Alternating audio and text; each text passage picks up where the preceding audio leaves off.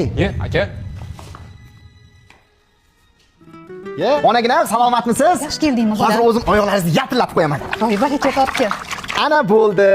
Endi kiyimlaringizni ayishtirsangiz, sizni bitta aylantirib kelaman. Xo'p, bola. Aka, siz bilmaysiz, ona vobshenchiq bo'lib qolgan. Shunaqa degan, sen ham chaqaloqligingda rasan jig'ding. Ayam 3 kunlab uxlamasdan allalab chiqardi. Lekin biror marta nolimagan. Seni kichkina deb 5 yoshinggacha qo'lidan qo'ymay ko'tarib yurdi. Hozirgi beldagi grijasi o'shandan. Tishlari homiladorligida to'kilgan. Kuniga seni 3 martalab ketingni yuvib katta qilgan onamni bugun oyog'ini yuvishga erganib o'tiribsan. Aka, Oq sochlarini bo'lsa hayot bilan g'am tashvish emas. Sen bilan men oqartirganmiz. Bizga o'xshaganlarni deb ota-onalar qaraganda farzandlariga emas, hassalarga suyanishadi. aka, kechiring. Aka, Bitta narsani esingdan chiqarma.